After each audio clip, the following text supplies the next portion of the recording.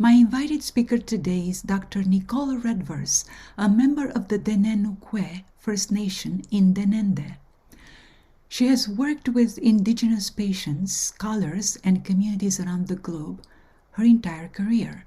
Dr. Redvers is an assistant professor in the Department of Family and Community Medicine and the Department of Indigenous Health at the University of North Dakota, where she helped develop and launch the first Indigenous Health PhD program.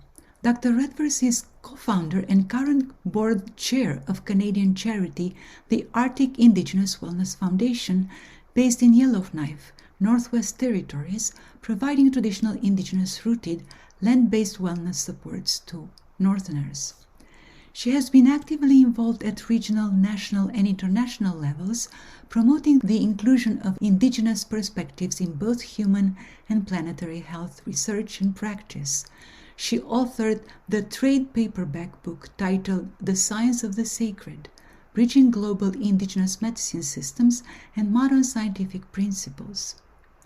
We started the discussion with the inclusion of Indigenous perspectives in planetary health and sustainable healthcare education, and then we narrowed the topic to the revitalization of traditional wellness services in the Canadian North, with a focus on the preservation of traditional medicines.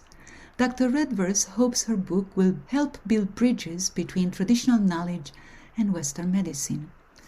We've also talked about the considerable interest and even some initiatives out there to create immersive experiences to teach Indigenous languages and bring awareness to Indigenous knowledge and perspective, and to the traditional healing practices in a land-based setting. Here is the show. Hello, Nicole. It is nice to have you on the show. Thank you. Thanks for having me.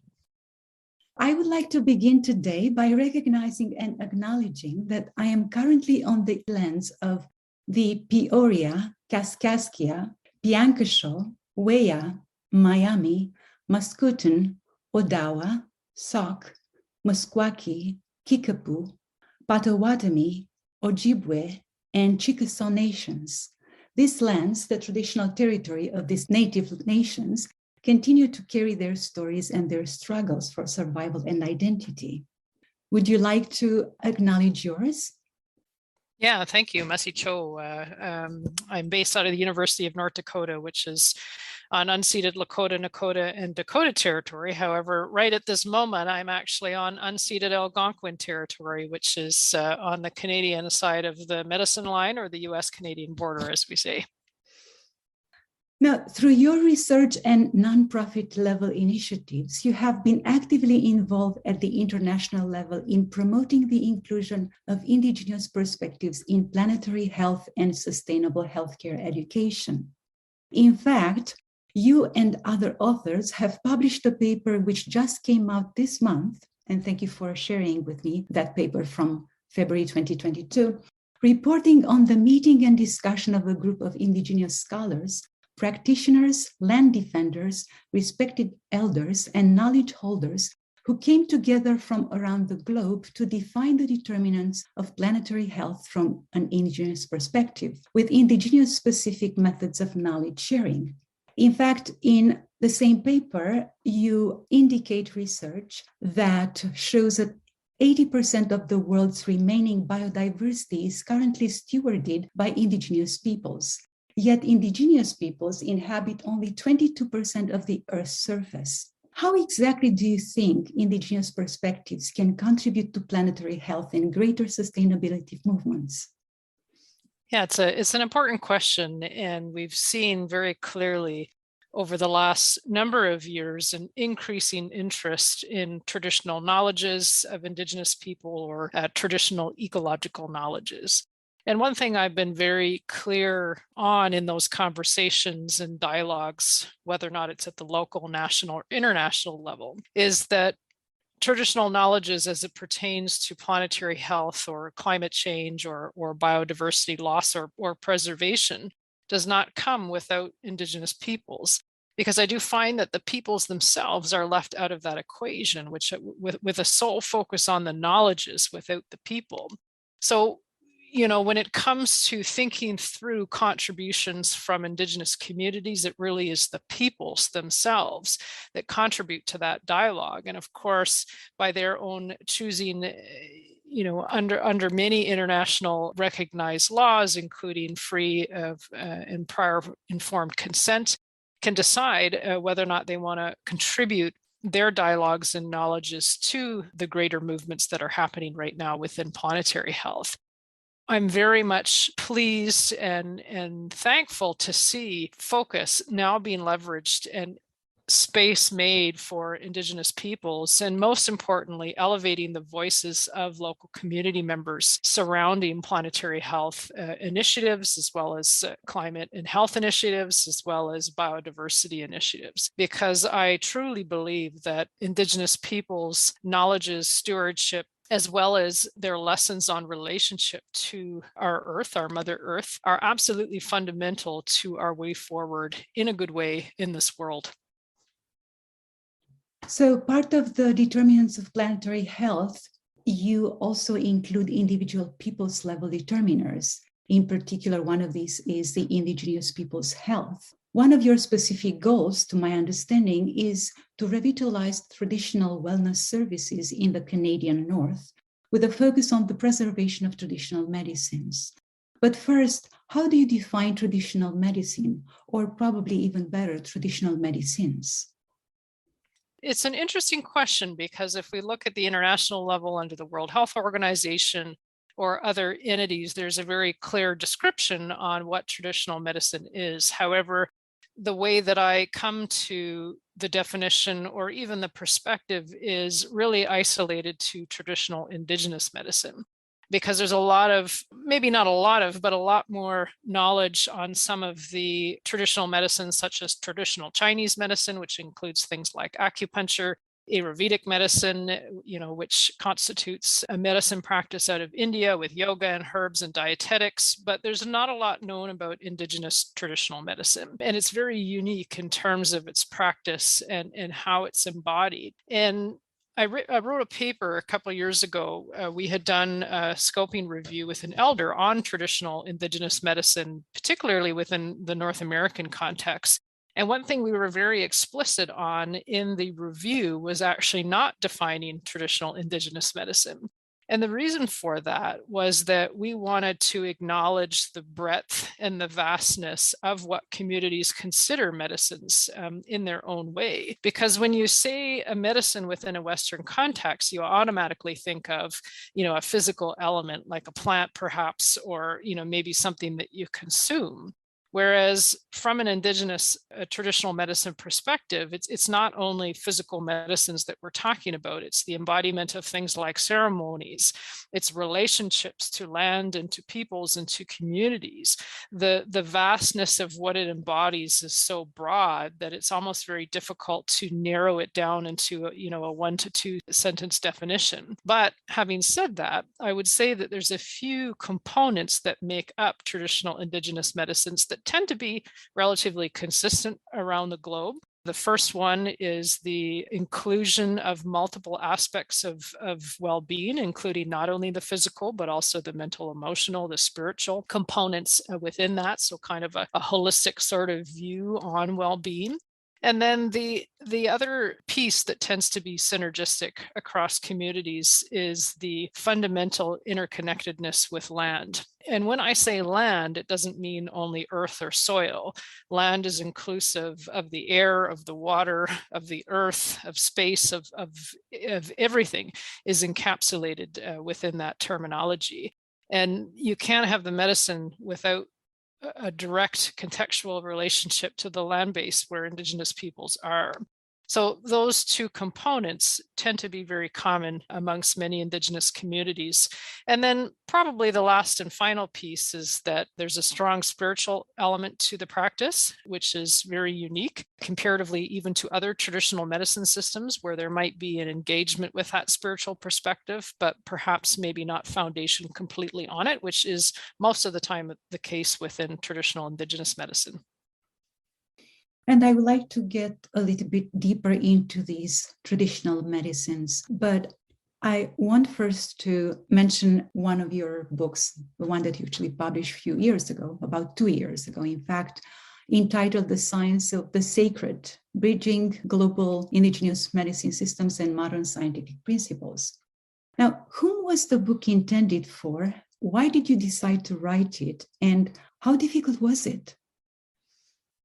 Yeah, it was kind of an interesting natural progression because I had never thought of myself as writing a book, to be frank, and especially not on this complex topic. But there came a point within my career. I started as a clinician prior to coming into the institutional setting in academia, and in clinical medicine, being very frustrated by some of the structural factors that exist that prevent the well-being of Indigenous peoples within continued colonial systems, and how there was a lack of understanding and information on Indigenous traditional medicines, and how perhaps some of the ways that we think about health and well-being in the Western concept could actually be bridged with those knowledge systems. So, I had a very strong urge at one point to just start writing, and it was interesting because originally, when I thought about dissecting somewhat the various scientific disciplines that make up the existence of the world, the intent was to start off with the smallest components, which of course, are elements in relation to fundamental particles within physics, and then sort of moving up and up, whether or not it was through genetics to biochemical structures, physiological structures, musculoskeletal system, and so on and so forth. But towards the end of the process, once we got to ecosystems and then the universe, there was this realization that by going out into the universe, we were actually going back to the smallest elements and particles that exist within the world. So there was sort of this natural circle that came back, which of course is very emblematic of Indigenous worldviews, which is circular. And we always think through cycles and circles in that way. So it kind of fulfilled its own narrative in that respect.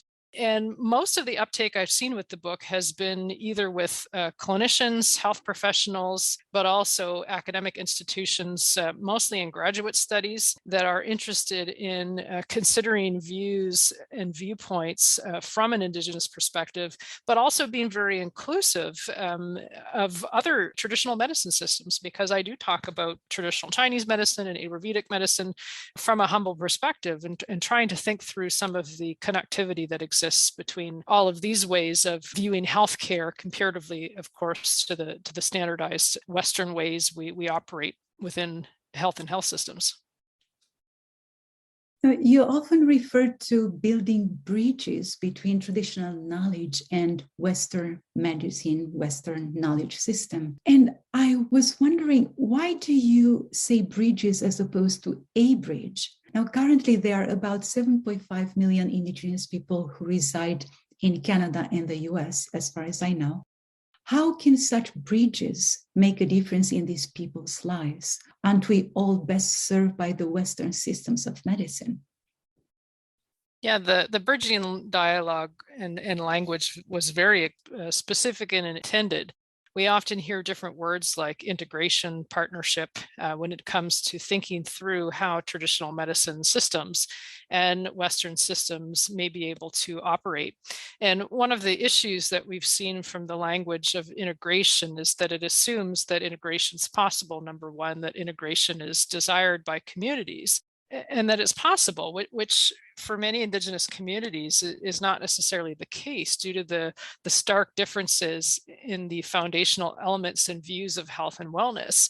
So I often think of an Indigenous elder from the Decho region in northern Canada who kind of described traditional medicine and Western medicine like two rivers running parallel to each other, where they're still moving in the same direction, trying to go to the same purpose or goal or location, but they are in essence still separate. But you have these bridging components to them where there's some level of interaction and respect, but it's not in one linear format. There's multiple points of access and bridging between those two very different systems that allows for greater opportunity, greater leverage points, but also greater opportunities for improving the well-being, in particular, of course, of Indigenous people who are and have been forced to enter into Western systems without much choice or without much ability to choose their own systems of medicine within these existing structures.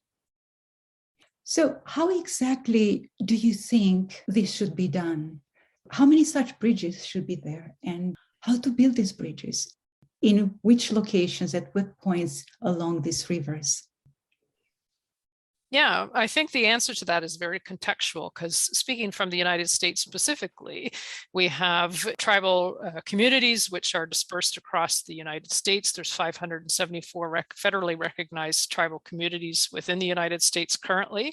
That's not including some of the state recognized tribes, and then of course unrecognized tribes from a governmental level, but that doesn't mean that they don't exist. And each of those communities, but also the increasing amounts of Indigenous peoples moving to urban centers, which is now the dominant population, means that the way that Indigenous people access healthcare can differ substantially depending on their location. Indigenous people in the United States are one of the few, in fact, the only peoples that are born to a right to healthcare within the United States. It's under the treaty obligations that came as a part of ceding land, sometimes not voluntarily, but regardless, that was the intent. So the federal government funds the Indian Health Service, or the IHS, which is a health service that predominantly provides healthcare on tribal reservation communities. There are some urban centers that provide for care that are funded by the Indian Health Service, but then there's a lot of other areas where there's blind spots. There's no IHS service delivery, so many Indigenous peoples are therefore forced to access care from other sites that are not specifically formulated for them. So because of that, the way that we think through bridging of systems very much differs depending on whether or not you're on a reservation community in an Indian Health Service hospital that is run by the federal government, comparatively to if you're in a tribal reservation community that has elected to take over their own health systems, in which case they have full force and direction to implement programs, comparatively to an urban space where there's no Indigenous leadership or funding, and you have majority non-Indigenous healthcare leaderships and providers that are trying to provide services to the Indigenous people within that service area. So you can imagine that the bridges might look very different between all of those things. So it becomes very complex, and I don't think there's one answer that will cover all of those, aside from being open and respectful to the diversity of knowledges, and perhaps focusing on something called cultural safety across the United States, which doesn't only pertain to Indigenous peoples, but also to African Americans and migrants and the diversity of peoples that exist within the country, because cultural safety really premises the aspects of power within healthcare delivery settings, focusing on elements of bias, but ultimately putting the determination of whether or not healthcare is safe with the patient and not with the provider. So it sort of avoids this common cultural competency terminology that we hear very often in many spaces, which gives this false sense that somebody can just tick a box and become competent within somebody's culture, focusing on the knowledge and the exotic other, so to speak, as opposed to learning about those differentials and health professionals' own place within the relationship and how that may actually affect care delivery. That's a bridge, I think, that's possible, because it opens up a greater respect for people that come from other backgrounds and allows an opportunity for shared decision making to happen, where patients can be comfortable to talk about their own choices and views within their health and healthcare delivery. Yes, for sure. Well, moving now to language. Indigenous languages are linked to the land and wellness and require different ways of learning, intended to connect people to the earth in a responsible and respectful way. How are these different from the Western approach to healing and learning? I think Indigenous languages are probably one of the most minimized elements of well-being for peoples generally, but especially so for Indigenous people. And in fact, with the paper that you had mentioned, the determinants of planetary health, at the beginning of the discussion, Indigenous languages were identified as one of the key determinants of planetary health because of the importance of languages, not only contextualizing traditional ecological knowledges, but also a worldview that identifies interconnection as a fundamental natural law for well-being. And most Indigenous languages are verb-based, they're not noun-based. So the words are a description of an action, and that teaches something as opposed to just, seeing an it or some entity as just being something there, comparatively to this Indigenous way of viewing that as a relation or something that you're related to. And that way that we use language, I think, was very well captured by one of the well-known Indigenous authors, Robin Wall-Kimmerer, who wrote the book Braiding Sweetgrass. And she's done a number of articles talking about how Mother Earth needs a new pronoun, because how we refer to things as it really changes our relationship to it. And that's where language becomes very powerful in considering our overall well-being, but also our placement within a greater world. Yes, from what I know, people's names, right, actually mean something as well. So for example, the Deneh peoples of the northern Canada, you mentioned in your research that De means flow and Ne means land. So something like, the flow of the land, right? Yeah, so essentially the body, it flows from the land. So Dene peoples flow from the land, meaning that we're, an absolute component of it. We're not on land, we don't go out in nature, we are of nature. And that's a fundamental distinction. So the names of many Indigenous peoples will be represented by that relationship too. We are flowing from the land as peoples. Yes, I'm going to come back to this question on languages a little bit later on. But for the time being, I would like to get your opinion on the traditional Indigenous knowledges, which are highly contextual, inherently interconnected with people and in the environment, as you just mentioned. In your research, in fact, you mention an approach which is called the epistemological pluralism, that recognizes and celebrates several valuable ways of knowing. And you mentioned one of them in particular, which is called the Two-eyed Seeing. And I'm going to let you elaborate on it a little bit more. To what extent is it even possible to connect knowledge systems and healing practices, knowing that the Western research, the community of practice, we often need to separate ourselves from the research itself so that we don't bias it? Is it even possible to talk about something like this, such separation? Yeah, just in terms of the first point you mentioned about Two-eyed Seeing, and Two-eyed Seeing was a terminology introduced by Mi'kmaq elder Albert Marshall, who's from the eastern part of Canada. And he described Two-eyed Seeing as learning to see from one eye with the strengths of Indigenous knowledges and ways of knowing, and from the other eye with the strengths of mainstream knowledges and ways of knowing, and to use, therefore, both these eyes together for the benefit of all. So Elder Albert Marshall really sort of set the stage for a lot of contexts, not only in research work, but also in clinical practice, and even in all of the other scientific fields, thinking through these analogies of utilizing different eyes for different purposes, but ultimately with the goal of looking through issues or problems with both of them for the purposes of benefiting all communities. And it was just a brilliant analogy, I think, in there. And I'll share one other sort of anecdote that was shared by one of my Indigenous health PhD students, Jake Taylor, who mentioned that a story from his elder, in which case two people were sitting on either side of a table looking at a cup, and one side of the cup had a handle and the other side of a cup was just the smooth part of the cup. And one person on one side of the table that saw the handle was asked to describe what they see or what they saw as a part of that cup, and then the other person was asked to describe what they saw as part of the cup. And of course, each person only saw the portion of the cup that they could visualize, and if they didn't know that the handle was on the other side, they might not make the assumption, if they didn't know what a cup was, that there was actually something different on there. So the point really is that we often look at the world in different ways, but ultimately we're still looking at the cup, and we need the community of knowledge to be able to better articulate reality, because we see those elements within our lived experience in very different ways.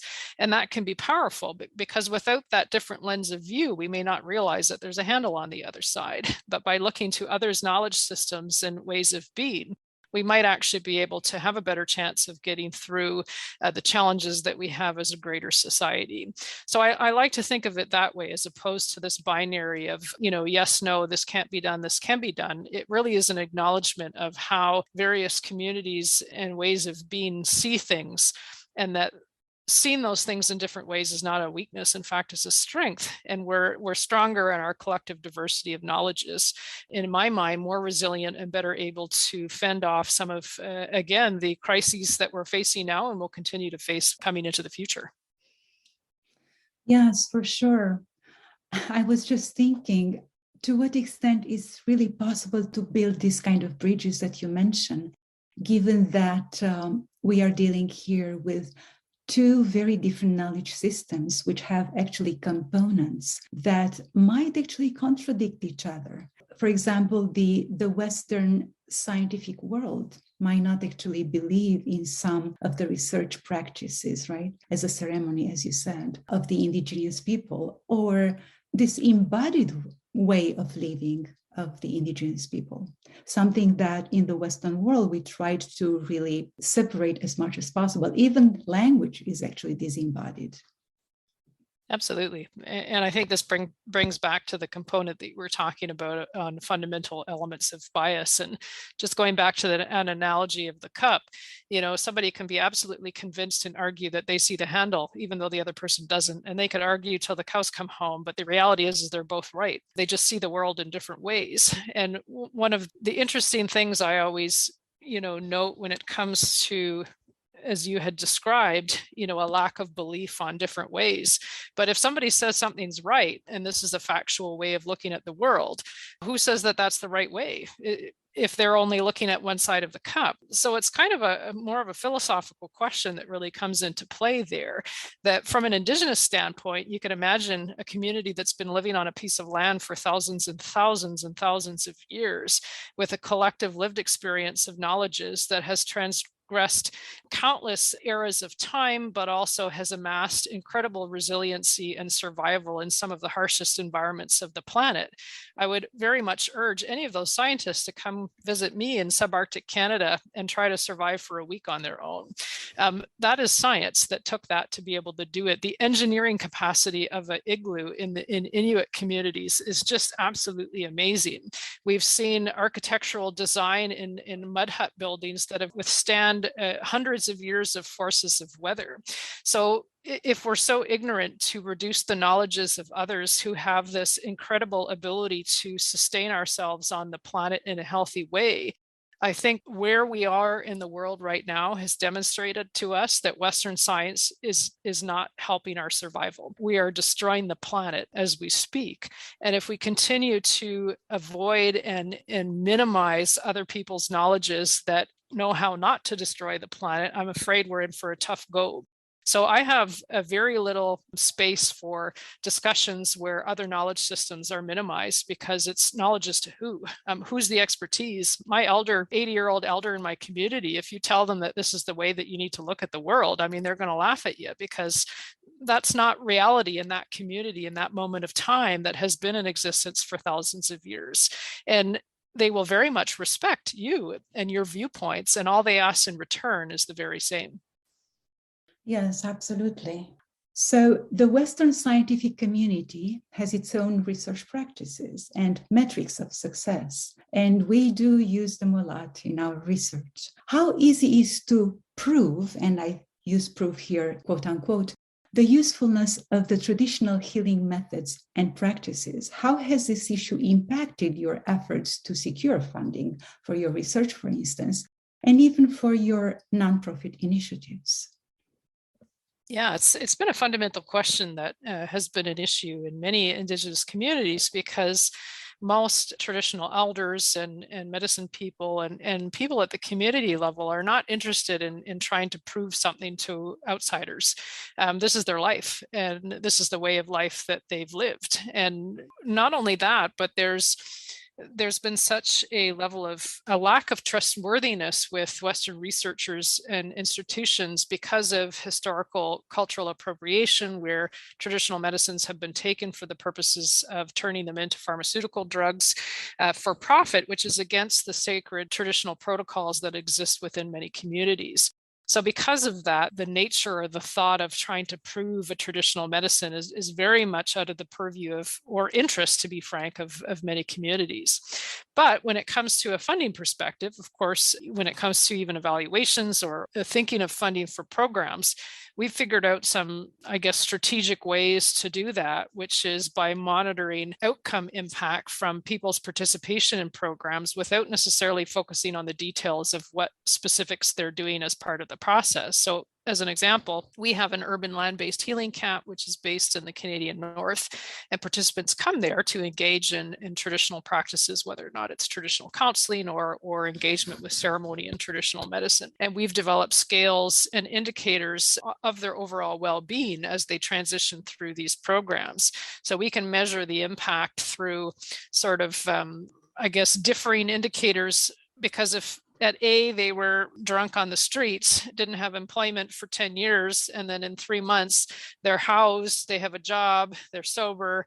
I mean, those are the types of statistics that we're interested in, because we can demonstrate impact by some of those basic without necessarily the needs to go into the details on what they're actually doing as a part of those services over the course of their supports at our camp. So we've been successful in that. It's taken some innovation and thinking through how to do that while respecting the protocols and not wanting to compromise those relationships with our communities, our elders, and our healers that are interested in demonstrating, the single variable of when we use this plant, this is the amount that our blood pressure changes. So initiatives that really show the impact on the community directly and not ad hoc metrics that are tested in the lab. Correct. It's looking at from a systems perspective. Now, several governments have started to consider the legal adoption of alternative and complementary medicine practices like traditional Chinese medicine, Ayurveda, homeopathy, acupuncture, Tai Chi, and others to improve people's lives. The most mature integrative healthcare system that I know of are evident in Asia, in particular in countries like China, South Korea, and India, who have started to regulate traditional and complementary medicine into their national health policies. What is going on with North America? Why is North America lagging behind in such initiatives? Yeah, there's definitely a difference between many of these systems. And I think partly is self-explanatory. In India, of course, with Ayurvedic medicine, that was the medicine of the lands for thousands of years. And in traditional Chinese medicine, that was the medicine of the land for thousands of years. So there's a natural embodiment in the history of the peoples that live there on those types of practices. Whereas the United States is a colonized nation. We have communities that live here that did not embody traditional medicines as it pertains to indigenous traditional medicines of the Americas on the lands that they occupied. So, because of that, there's not this reverence and sense for history that comes in through. So I think that makes it a little bit more difficult to embody these things. The other thing, frankly, is that, we have a very profit-based system in the United States for healthcare. When the equation is about money, it's very difficult to have these types of interventions invested in because they don't make a lot of money, frankly. And although we see great examples, there's many hospital systems, particularly in cancer care centers. The Cancer Treatment Centers of America, for example, is a great example where they have many integrative medical programs a part of that facility. So there is openings here and there, but definitely not something across the board. Because of those issues that I talked about before, it makes it much more difficult to have those initial conversations and demonstrate relevance when money's in the equation. There's not that long history of use within a community and a long-term relationship to land. True. In China, for example, From what I've heard, the integration actually has come from an effort to bring healthcare in very remote areas. So China is such a large country, and there are not so many Western doctors to really serve all the areas. So people actually rely on traditional medicine, and they go to the doctor that they know best. And also the doctor knows who they are and what they need. North America is rather a little bit different, as you said. So Western medicine comes with its own history, language, knowledge, practices, regulations, expectations, scientific evidence to address healthcare concerns, often targeting one area of health and healing at a time. Complementary and alternative practices, on the other hand, bring in a holistic perspective of the patient's body and environment, the one in which they work and live.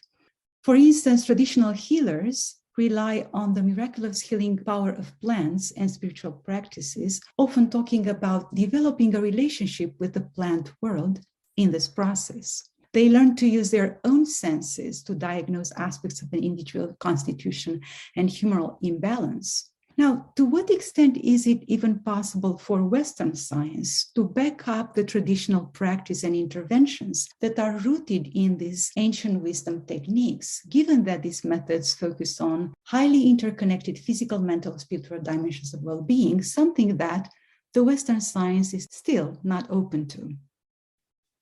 Yeah, I think the complementary and alternative medicine field is so incredibly vast. There's not only traditional medicines like traditional Chinese medicine and Ayurvedic, but also a lot of adjusted mind-body therapies.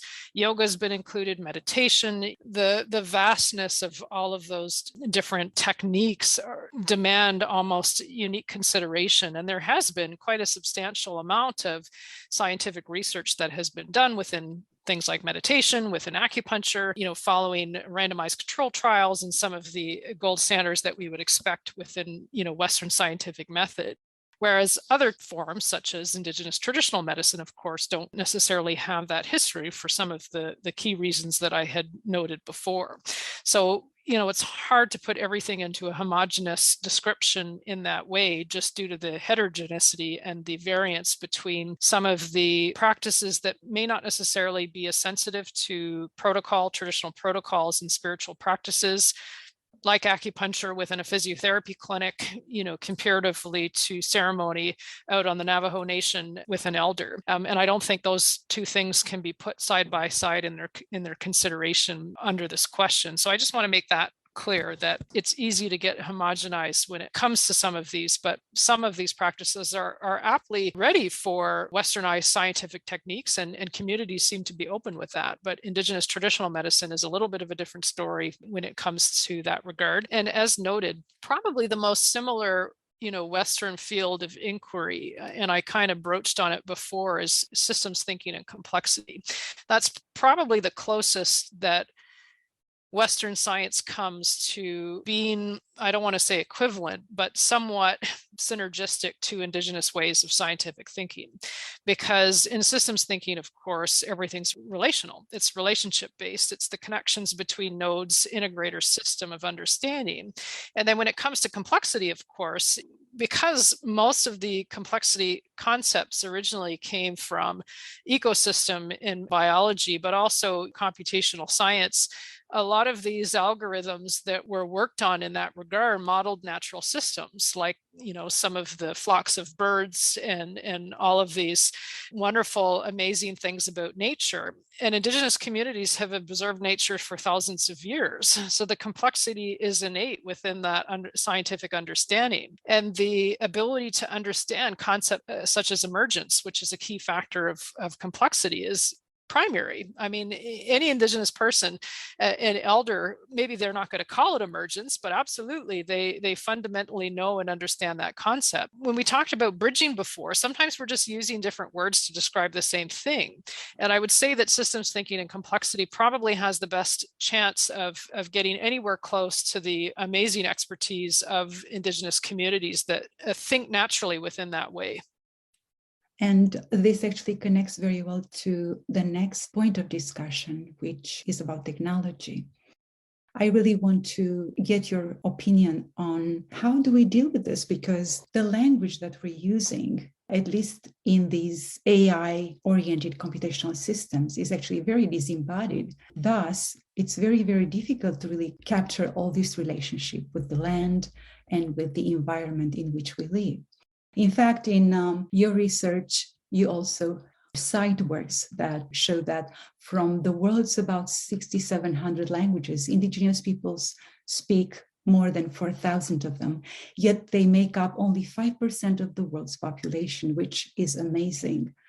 There has been considerable interest and even some initiatives out there to create immersive experiences to teach Indigenous languages and bring awareness to Indigenous knowledge and perspective, and to the traditional healing practices in a land-based setting. And I believe these are amazing initiatives. But first, does it even make sense to begin in this direction, given the rather inadequate infrastructure and the very restricted access to information in Indigenous communities in North America? I think there's been an increasing recognition, and this sort of goes back to that two-eyed seeing approach that we had discussed previously, which is, utilizing the strengths of both Western and Indigenous ways of knowing. And one great example is a program that's on the west coast of Canada, where they have developed a computer-based model where people can be in a virtual world to help revitalize and learn their Indigenous knowledges. Because by being in an urban center or disconnected from culture and community, they have a hard time connecting to some of those land bases where the language sprung from. So using virtual experience, they've been able to recreate that experience of local community while teaching and revitalizing Indigenous knowledges at the same time. And that's been very much embodied and accepted within those communities and seems to be working very well. So that's one example of how successful the technology has bridged the divide on some of these key pieces. The other person I'll sort of invoke right now is Tyson Yunkaporta, who's Indigenous to Australia. And he's done a lot of work considering artificial intelligence and thinking through utilizing kingship systems and environmental stories and Indigenous philosophy, helping to reprogram the cultural code of artificial intelligence and how these kinds of discussions may be necessary within a new world as we think through some of the complexities that will continue to occur as we progress with technological advances. Speaking from a healthcare perspective, one of the things that we've commonly seen is that as the years go on, healthcare and healthcare practice has become more and more technology-based. And as we go further and further into that space, we forget that human connection, and not only between patient and provider, but also between patient and land. And we continually and progressively lose our connections to each other and to the spaces around us. So that's one of the issues that I see, is the risk of getting so far removed that we forget who we are in that process. Yes, for sure. Would these immersive technologies bring the necessary respect, understanding, and the felt sense of the other in these virtual spaces? What's the upper limit on this?